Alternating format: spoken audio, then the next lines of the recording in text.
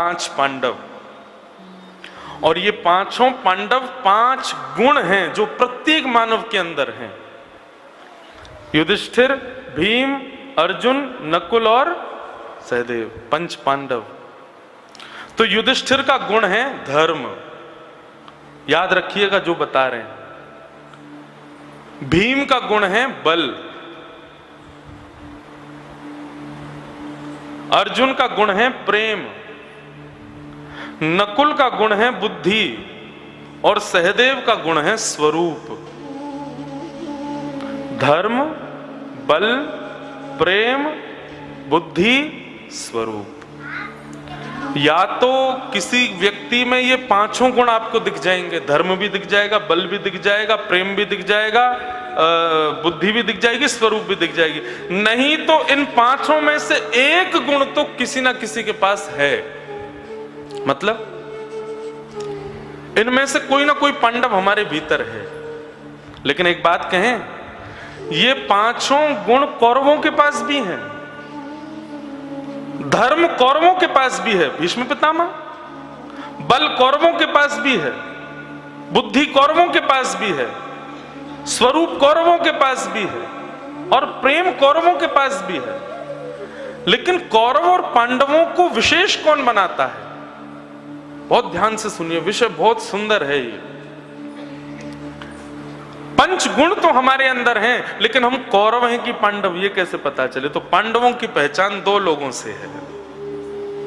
एक तो उनकी पत्नी द्रौपदी, और दूसरे योगेश्वर कृष्ण। इन दोनों का गुण क्या है? तो द्रौपदी का गुण है दया। कल हम लोगों ने सुना, अपने बालकों के हत्यारे को उसने जीवित छोड़ दिया। तो द्रौपदी का गुण क्या हुआ? दया। और योगेश्वर कृष्ण का गुण क्या है? ज्ञान। मतलब हमारे पास धर्म है, बल है, प्रेम है, बुद्धि है, स्वरूप है, लेकिन दया रूपी द्रौपदी नहीं है और ज्ञान रूपी कृष्ण नहीं है। तो हम ही कौरव हैं। और ये संसार रूपी महाभारत जो हमारी चल रही है, इसमें पराजित होना निश्चित है। लेकिन इन पांचों में से एक गुण भी हमारे पास है। मान लीजिए हम धर्मावली हैं, हमारे पास धर्म है, लेकिन धर्म के साथ में दया का होना बहुत जरूरी है, और दया के साथ साथ ज्ञान का होना बहुत जरूरी है। बात समझ रहे हैं ना? सिर के ऊपर से तो नहीं निकल रही। धर्म के साथ में दया, यानी कि द्रौपदी। क्योंकि कई लोग धर्म के नाम पे अधर्म करते हैं, पशु वध, पक्षी वध, खून बहा देते हैं और कहते हैं हमारे धर्म का बहुत बड़ा दिन है। दया होगी तो आप कभी पशु पक्षियों का वध नहीं कर सकते। धर्म तो है लेकिन दया नहीं है, इसलिए धर्म अधर्म बन जाता है। हमारे अंदर बल तो है लेकिन उसके साथ में दया नहीं है, तो बल क्या करेगा? बल भक्षण करेगा, रक्षण नहीं करेगा। सीधी बात, ज्यादा कॉम्प्लिकेटेड बनाना ही नहीं है। हमारे अंदर 5 धर्मों में से कोई एक धर्म है जो पांडवों के हैं, लेकिन उसके साथ में द्रौपदी का होना बहुत जरूरी है। यानी कि द्रौपदी का ब्याह कराओ, दया लाओ, और फिर उसके साथ ज्ञान भी लाओ। आप ही पांडव हो, जीत जाओगे अपनी महाभारत को, यदि ये 2 गुण आ गए तो। 5 पांडव और द्रौपदी स्वर्गारोहण को प्रस्थान कर गए। परीक्षित को राजा बना दिया। धीरे धीरे परीक्षित बड़े हो गए, इनका ब्याह हो गया, जन्मेजय आदि कुछ पुत्र हुए। एक दिन परीक्षित अपने राज्य में भ्रमण कर रहे थे। अच्छा, परीक्षित का राज्य शासन भी बहुत अच्छा था। भागवत में इतना सुंदर वर्णन आता है। कैसा वर्णन है? सूक्ष्म में सुन लीजिए। परीक्षित के राज्य शासन में कारागृहों में ताले पड़े थे और धूल जम गई थी, क्योंकि कोई अपराधी नहीं करता था, तो कारागृह खाली पड़े रहते थे। न्यायालयों में न्यायाधीशों की कोई मांग ही नहीं होती थी, क्योंकि न्याय दिलाने वाला कोई काम ही नहीं होता था। सिपाही अधिकतर छुट्टी पर अपने घर पे ही वेतन पाते थे, क्योंकि उनको दफ्तर जाने की जरूरत ही नहीं पड़ती थी। ऐसा ऐसा राज्य शासन था परीक्षित का, अपराध ही नहीं होता था कुछ भी। पर एक दिन राजा परीक्षित भ्रमण करते करते जैसे ही वन में गए तो उन्होंने एक आश्चर्य देखा कि एक वृषभ यानी कि बैल, उसके 3 पैर नहीं है, वो एक पैर पे खड़ा है और एक काला व्यक्ति उसके चौथे पैर को भी काट रहा है। ये हिंसा देख करके राजा परीक्षित घबराए, मेरे राज्य में हिंसा कैसे हो सकती है। तलवार निकाल करके जैसे ही मारने के लिए गए उस व्यक्ति को, उसने चरण पकड़ लिए, बोले महाराज क्षमा करो।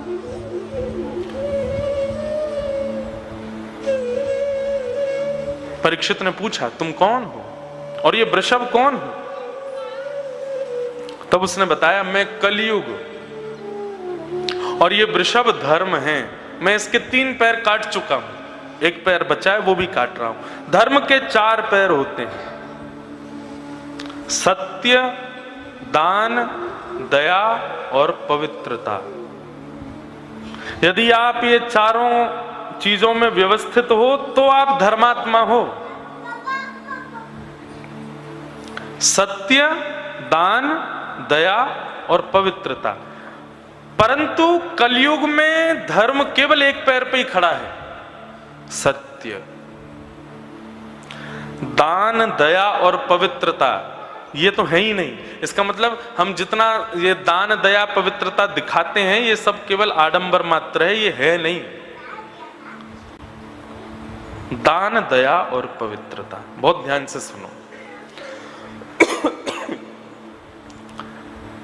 परीक्षित ने कलयुग से कहा कलयुग मेरे राज्य को छोड़ के जाओ। बोले महाराज सतयुग के बाद त्रेता, त्रेता के बाद द्वापर और द्वापर के बाद मेरी बारी है। बोले द्वापर कब गया? बोले जिस दिन भगवान कृष्ण धराधाम छोड़ के गए उसी दिन चला गया, उसी दिन से मैं आ गया, अब मेरी बारी है, अब मैं रहूंगा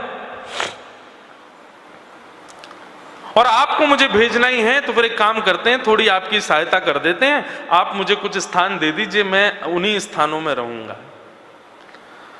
5 स्थान दिए कलयुग को। बंधुओं कितने आश्चर्य की बात है कि कलयुग केवल 5 जगह रहता है, लेकिन हम सबके ऊपर उसका आक्रमण हो चुका है। इसका मतलब इन 5 जगहों में कहीं ना कहीं से हम तो जा चुके हैं। और ये 5 स्थान कौन कौन से हैं? बहुत ध्यान से सुनिए। यदि आज तक इन 5 का आश्रय लिया है तो कोई बात नहीं, आज के बाद मत लीजिएगा। द्यूतम, पानम, स्त्रियः, सूना, यत्रा धर्मश्चतुर्विधः, पुनश्च याचमानाय जात रूप मदात् प्रभो। ये 5 स्थान। पहला स्थान जुआ, दूसरा स्थान मदिरा और नशीले पदार्थों का सेवन, तीसरा स्थान पर स्त्री पर पुरुष संग, चौथा स्थान हिंसा, क्लेश और 5वां स्थान बिना मेहनत के कमाया गया धन। ये 5 स्थान केवल। इसके अलावा 6वां स्थान नहीं है कलयुग का। और एक बात आपको स्पष्ट रूप से अपनी जिम्मेवारी पे यदि मैं बोल दूं व्यासपीठ पे बैठ के, यदि किसी व्यक्ति ने अपने संपूर्ण जीवन में इन 5 स्थानों का सेवन नहीं किया तो वो व्यक्ति प्रमाणित रूप से कलयुग में है ही नहीं, वो सतयुग में जी रहा है। पहला स्थान द्यूतम यानी कि जुआ। जुआ केवल उसी को मत समझिए जो खेल में खेला जाता है।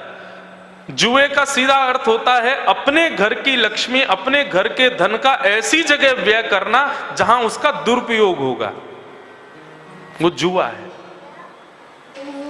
बहुत सावधानी से सुनिए। अब बस आज का ही ज्ञान है, कल से तो रसगुल्ला वाली कथा है तो इसलिए बस ये कथाएं क्यों जरूरी हैं पता है?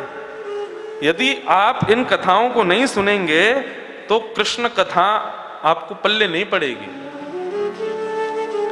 एक प्रकार से हम लोगों को जैसे कॉलेज में जाने के लिए स्कूल पास आउट करना पड़ता है ना, ऐसी कृष्ण लीला में प्रवेश करने के पहले हमको ये सब पास आउट करने पड़ेंगे। बहुत ध्यान से सुनो।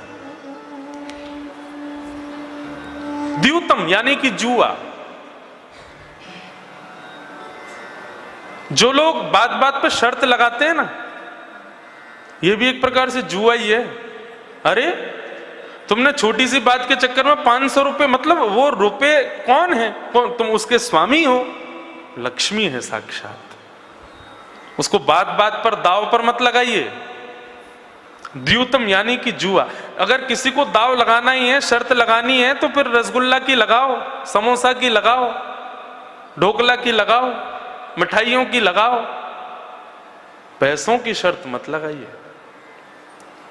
और बुरा नहीं मानिएगा, पर हमारे भारत के वैश्य समाज के लोग बहुत धर्मावली हैं, लेकिन दीपावली के दिन वैश्य समाज के भी कई लोग बहुत जुआ खेलते हैं। ये गलत है।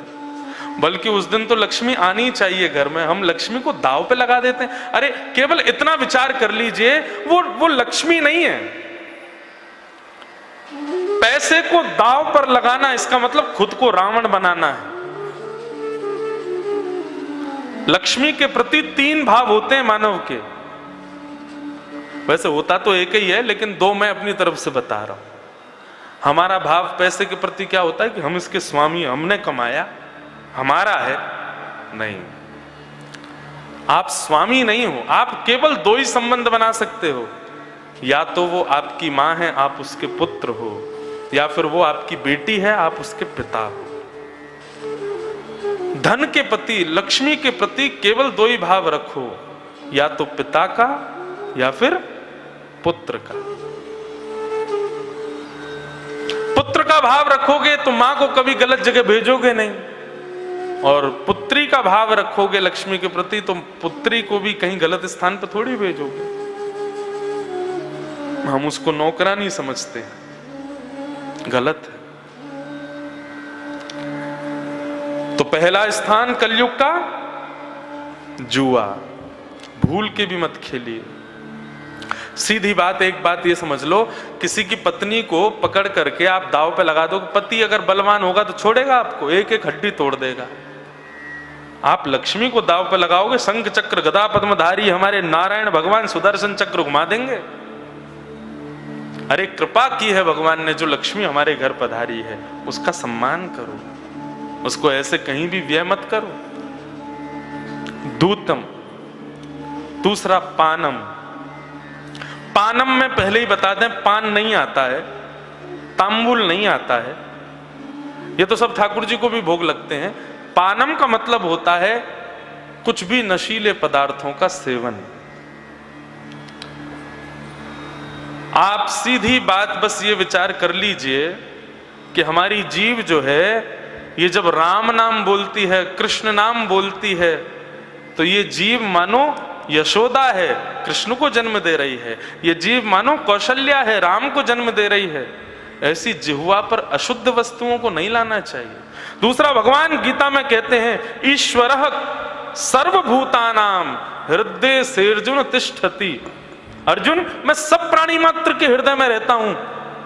भगवान यदि हमारे हृदय में रहते हैं तो हमको तो यहाँ पे पंचामृत चढ़ाना चाहिए। ये सोमामृत क्यों चढ़ाते? इसको भी सोमामृत गलत कहा जाता है, ये सोमामृत भी नहीं है। मद्यपान नहीं करना है कभी भी, भूल करके भी उसका स्पर्श नहीं, अपनी जिह्वा पर कभी बैठाना मत। आप कितनी भी बड़ी उपलब्धियों को प्राप्त कर लो, लेकिन आप श्याम सुंदर को कभी प्राप्त नहीं कर पाओ यदि आपने उस वस्तु को अपनी जीभ पर धारण किया तो। कम कर दो इसको थोड़ा, या घुमा दो। पानम, द्यूतम, पानम। तीसरा आया पर स्त्री पर पुरुष संग, नहीं करना चाहिए। आपने अग्नि को साक्षी मान करके, कितने वेद वेदांतों के श्लोकों को साक्षी मान के विवाह किया, उसके पश्चात पर पुरुष पर स्त्री का संग नहीं। परिस्थिति कुछ और बन जाए तो बात अलग है।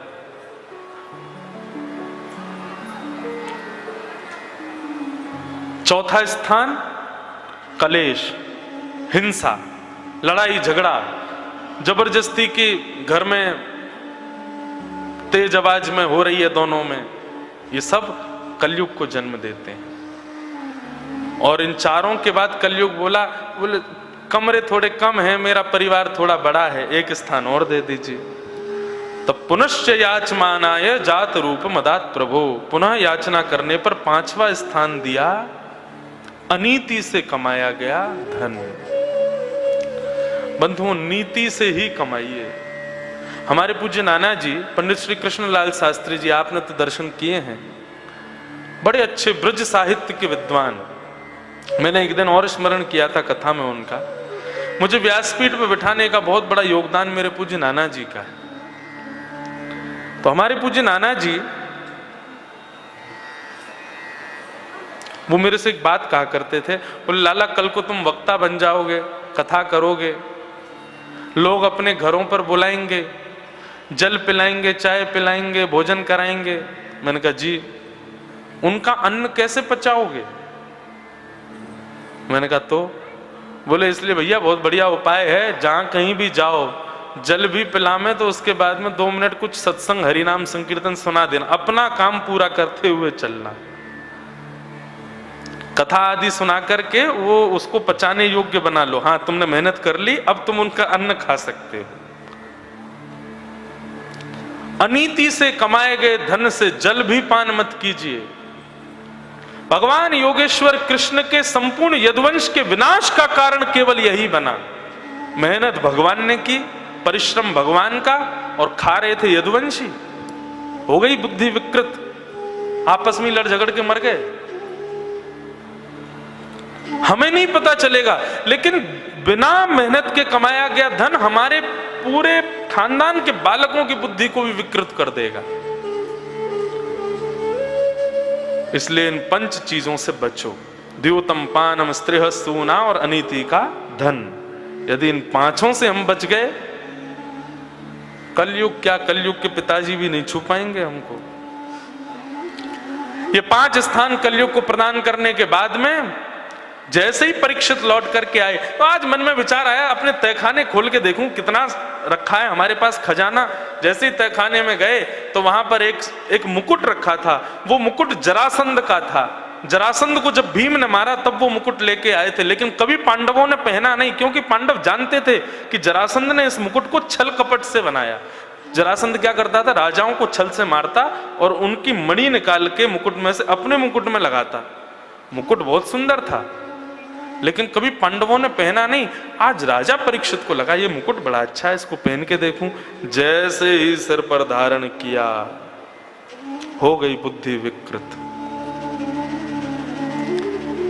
एक बात बताएं, कोई व्यक्ति बहुत बढ़िया कोई सामग्री लेके आया और आपकी दृष्टि पड़ गई, वाह ये तो बहुत जोर की है, एक बार मिल जाए, बस यहीं से कलयुग आ जाएगा भीतर। सबई भूमि गोपाल की, सब वस्तु गोपाल की, ऐसी दृष्टि रखो तो बचे रहोगे। ये हम भोग क्यों लगाते हैं ठाकुर जी को? व्यंजनों का, सब्जी का, 56 मिठाइयों का, ये भोग लगाने का तात्पर्य क्या है? ठाकुर जी खाते तो हैं नहीं, खाते तो हैं लेकिन हम खिलाना जानते नहीं। लेकिन वास्तविकता यह है कि भोग लगाने का प्रावधान ही यही है कि हे नाथ, इस व्यंजन को हम सब पाने वाले हैं, ना जाने इसमें कितनी विकृतियां होंगी। आप कृपा कर अपनी दृष्टि से इसको पवित्र कर दीजिए, हमारे योग्य बना दीजिए, तब हम उसको ग्रहण करते हैं। तो परीक्षित ने जैसे ही सिर पर मुकुट पहना, आज परीक्षित बोला मैं राजा हूं और आज तक कभी शिकार खेलने नहीं गया। महामंत्री बोले महाराज आपके यहां शिकार खेलना वर्ज्य है। बोले कितना भी वर्ज्य हो लेकिन हम खेलेंगे। अहंकार आ गया, उठाए धनुष बाण, निकल गए वन में। जीव तो कोई मरा नहीं, प्यास लगने लगी तो एक शमिक ऋषि के आश्रम पर गए। शमिक ऋषि समाधि में बैठे थे, उनसे जाके राजा परीक्षित कहने लगे महाराज आपके द्वार पर राजा धीराज एक छत्र सम्राट परीक्षित पधारे हैं, जल पिलाइए। शमिक ऋषि ध्यान में बैठे थे, नहीं सुना। तो राजा बोला अच्छा पाखंडी ढोंग करता मेरे आगे। मरा हुआ सर्प बाण से उठा के गले में डाल दिया। कलयुग का प्रभाव हम पर हुआ है, इसका पहला द्योतक क्या है? तिलकधारी, चोटीधारी, धोतीधारी, सोटाधारी, कमंडलधारी, इनको देख के हंसी आने लग जाए, समझ जाओ कलयुग का पूर्ण प्रभाव प्रारंभ है। किसी वैष्णव को देख के, किसी ब्रजवासी को देख के, किसी संत महापुरुष को देख के, किसी आध्यात्मिक व्यक्ति को देख के और आपको हास परिहास जैसा लगे, समझ जाओ ये कलयुग का प्रभाव है। लेकिन किसी वैष्णव को देख के, किसी के माथे पर तिलक देख करके, किसी के गले में कंठी माला देख करके, किसी के हाथ में नाम जप माला देख करके, उसकी शिखा देख करके, धोती देख के, उसकी वेशभूषा देख के लगे वैष्णव है, और मन करे इससे हम 2 मिनट कुछ चर्चा हरिनाम संकीर्तन की कर लें या इसको हम प्रणाम कर लें, समझना कलयुग आपके हृदय में था भी तो निकल गया। ये सब तरीके हैं पहचानने के, अनुमान करने के कि हमारे भीतर कलयुग है कि नहीं। आज से ही दृष्टि घुमा घुमा के देखो, जो तिलक वाले दिखें, अभी तो सब अच्छे ही दिखेंगे क्योंकि अभी कथा चल रही है ना। कथा के बाद उझानी में कभी घूम रहे हो, बरेली जाओ या आसपास के क्षेत्रों में जाओ और कोई तिलक वाला दिख जाए, भले ही कैसा भी हो, भले ही पाखंड से ही तिलक लगाया हो, लेकिन उसके तिलक का सम्मान करो। आप वो ना झुके, आप अपनी तरफ से झुक के। अभी कुछ दिन पहले की बात, अहमदाबाद गए थे हम, तो हमारे साथ में पंडित जी वगैरह सब थे, तो एक वहां पे मेरे जैसा श्री लगाए एक व्यक्ति अराइवल पे ही खड़ा था। अब वो मुझे देख तो रहा था, लेकिन उसने मुझे, उसकी हिम्मत नहीं हो रही कि वो प्रणाम करे, तो मैं ही उसके पास गया। मैंने कहा जय श्री कृष्ण, और जैसे ही मैंने जय श्री कृष्ण करी वो तो दुल्लर तिल्लर हो गया, जय हो जय हो जय हो, जय श्री कृष्ण। अब मैं तो चला गया, सब बोले महाराज जी आप जानते थे इसको। मैंने कहा नहीं तो फिर आपने प्रणाम क्यों किया? मैंने कहा क्योंकि तिलक लगाया था उसने, इसलिए प्रणाम किया। कोई तिलक वाला दिखे, कोई धोती वाला दिखे, कोई चोटी वाला दिखे, कोई वैष्णव रूप में दिखे, किसी के गले में कंठी माला हो, लगे कि ये वैष्णव है, आप झुक के प्रणाम करो, कोई बात नहीं, अपने उसके स्वरूप को प्रणाम करो, वो कैसा भी हो इसका विचार मत करो। ये गुण हैं, ये क्रियाएं हैं, ये एक प्रकार से औषधि है अपने हृदय से कलयुग को निकालने का। दीनता सब में नहीं होती।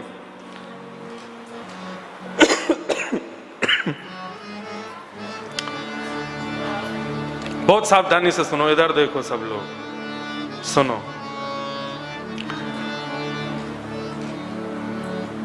परीक्षित बोले अरे पाखंडी, तेरे द्वार पर राजा खड़ा है और तू अभी भी आंख बंद करके और ध्यान लगा रहा है। मरा हुआ सर्प गले में डाल करके चले गए। इस दृश्य को कुछ बालकों ने देख लिया। श्रृंगी ऋषि शमिक के पुत्र श्रृंगी को जाके बता दिया तुम्हारे पिता के गले में मरा हुआ सर्प डाल दिया राजा परीक्षित ने। श्रृंगी को क्रोध आया और श्रृंगी ने अपने हाथ में जल लेकर के श्राप दे दिया। मैं श्राप देता हूं राजा परीक्षित की आज के ठीक 7वें दिन मृत्यु हो जाएगी और उनको तक्षक सर्प डस देगा। बहुत सावधानी से सुनो।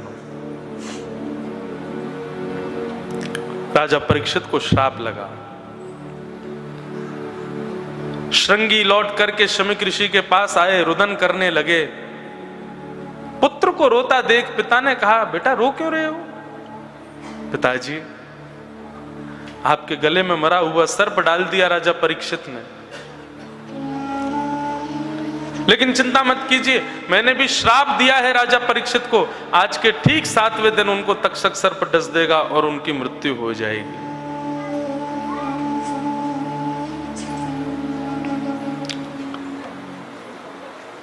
वैसे इस कथा का सीधा प्रसारण ऊपर वाले फ्लोर पर चल रहा है, तो यदि यहां स्थान ना मिले तो ऊपर देख लो। भैया बालक बेटा तुम कथा कर लो, आ जाओ थोड़ी देर सुना लो। अभी कथा के विश्राम में हमारी गोदी में बैठ के तुम ही कथा करना, थोड़ी देर शांति से विराजो सब लोग।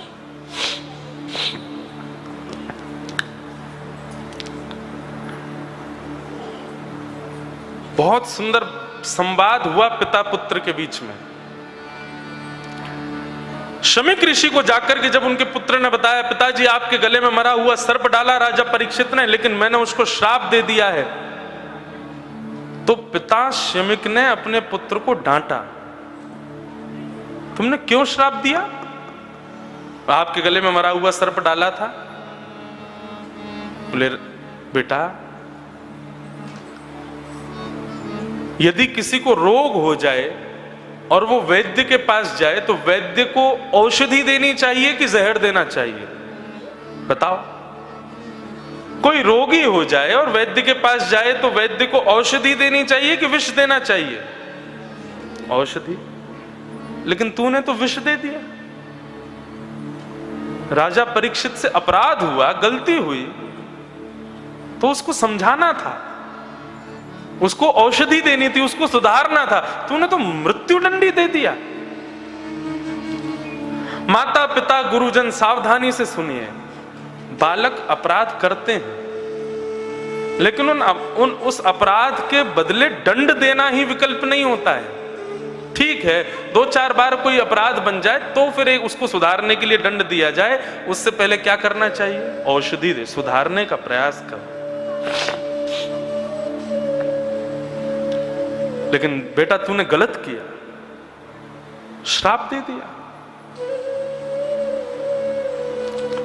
तुरंत अपने शिष्य को बुलाया, कहा जाओ जाकर के राजा परीक्षित को बता दो उनके जीवन के केवल 7 दिन बचे। यहां राजा परीक्षित जैसे ही आए, मुकुट उतार के रखा, तुरंत उनको याद आया, मैंने आज क्या किया? एक ऋषि के गले में मरा हुआ सर्प डाल दिया। अपनी पत्नी से याचना करने लगे, देवी जो हाथ संतों के गले में माला पहनाते हैं, आज उन हाथों में मरा हुआ सर्प पहना दिया। मेरा राज्य जल क्यों नहीं गया? मैं अभी तक जीवित क्यों हूं? मुझे श्राप लगना चाहिए। बंधुओं, ये एक श्रेष्ठ व्यक्ति का लक्षण है कि वो अपराध करने के बाद में दंड की आकांक्षा करे। हम क्या करते हैं? अपराध करने के बाद छुपाने का प्रयास करते हैं और उसको ऐसा छुपाते हैं कि वो जीवन पर्यंत, जीवन भर, और फिर उसको छुपाने के लिए झूठ भी इतना भयंकर बोलते हैं कि वो कभी प्रकट ही ना हो पाए। ये राक्षस के लक्षण है। राक्षस अपराध करते हैं और फिर अपराध को स्वीकार भी नहीं करते और फिर छुपाते भी हैं। लेकिन वैष्णव क्या करता है? अपराध करने के बाद में स्वीकार। मानव का सबसे बड़ा यदि गुण आप मुझसे पूछें तो क्या है? अपने अवगुण को स्वीकार करना। ये मानव का सबसे बड़ा सद्गुण है कि वो अपने अवगुण स्वीकार करे। राजा परीक्षित बोले, मुझे श्राप लगना चाहिए। इतने में ही गौरमुख नाम का शिष्य आ गया शमीक ऋषि के आश्रम से और कहा, महाराज परीक्षित, मैं शमीक ऋषि के आश्रम से आया हूं। आज आपने गुरुदेव के गले में मरा हुआ सर्प डाल दिया और उससे नाराज शमीक ऋषि के पुत्र श्रृंगी ने आपको 7 दिन में मरने का श्राप दिया है। शांत हो गए राजा परीक्षित, अपना मुकुट उतार दिया, अपने राजकीय वस्त्र उतार दिए और मानो एक अद्भुत प्रसन्नता उनके मुखमंडल पर प्रकट हो गई। गौरमुख का खूब सम्मान किया और अपनी पत्नी से बोले, देवी आज मेरे जीवन का सबसे अच्छा दिन है आज। बोले, कैसे कह सकते हो आप? मेरे पति को मरने का श्राप लगा है, आप 7 दिन में मर जाएंगे, तक्षक सर्प डस देगा आपको और आप प्रसन्नता मना रहे हैं, क्यों?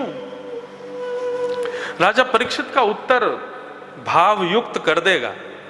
राजा परीक्षित कहते हैं, देवी संसार में किसी भी व्यक्ति को अपनी मृत्यु का पता नहीं होता। लोग कहते हैं मैं कल ऐसा करूंगा, लेकिन रात्रि में प्राण निकल जाते हैं। लोग कहते हैं रात्रि का भोजन तुम्हारे साथ करूंगा, लेकिन दोपहर तक भी जीवित नहीं रह पाते। एक क्षण भी हमारे हाथ में नहीं होता।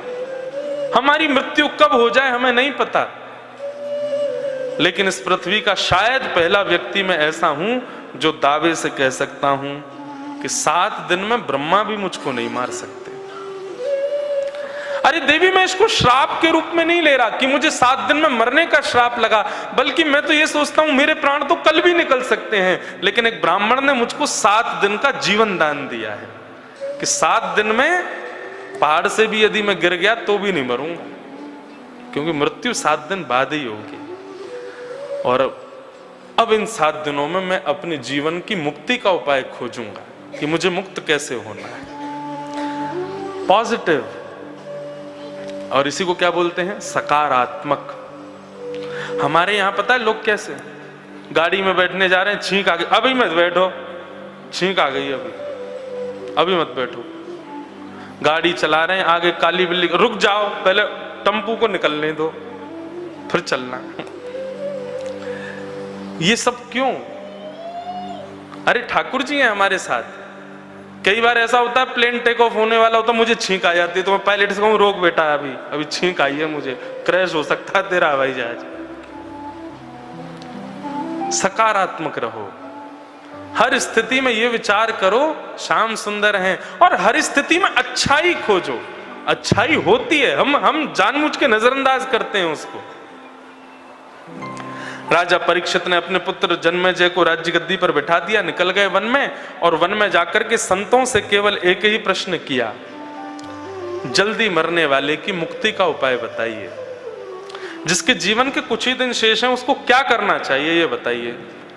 अब हजारों संतों से एक ही प्रश्न कर लिया तो सब अलग अलग उत्तर दें, कोई के ये करो, कोई के वो करो। नहीं को मुनिर्यस्य वचः प्रमाण, प्रमाण से कोई नहीं कह पाया कि ऐसा करो। तभी वहां आगमन हुआ श्री सुखदेव जी महाराज का। सब लोग हाथ जोड़ के प्रणाम करो। कि तत्रा भवद भगवान व्यास पुत्रो यदृच्छयागामटिमानोऽनपेक्ष अलक्षलिंगो निजलाभतुष्टो व्रतस्य वालै अवधूत भेष। श्री सुखदेव जी महाराज की। सुखदेव जी का आगमन हुआ। सुखदेव जी अच्छा बात क्या थी कि परीक्षित ने एक आसन लगाया था, और आसन इस भाव से लगाया था, आप में से मेरे प्रश्न का जो भी उत्तर दें यहां बैठ के दीजिएगा। तो किसी की हिम्मत नहीं हो रही थी उस आसन पर बैठने की, लेकिन श्री सुखदेव जी महाराज तो सीधे आए और आकर के उसी पे ही बैठे। जैसे सुखदेव जी बैठे, परीक्षित जी ने चरणों में प्रणाम किया, और प्रणाम करते हुए कहा, महाराज ये शाम संस्मरणात् पुंसाम शुद्ध्यन्ति वै गृह किम पुनर्दर्शन स्पर्श पाद शौचासनादिभिः। आप जैसे संतों का तो घर बैठ के स्मरण करने मात्र से पवित्र हो जाते हैं, आप मेरे सामने बैठे हो।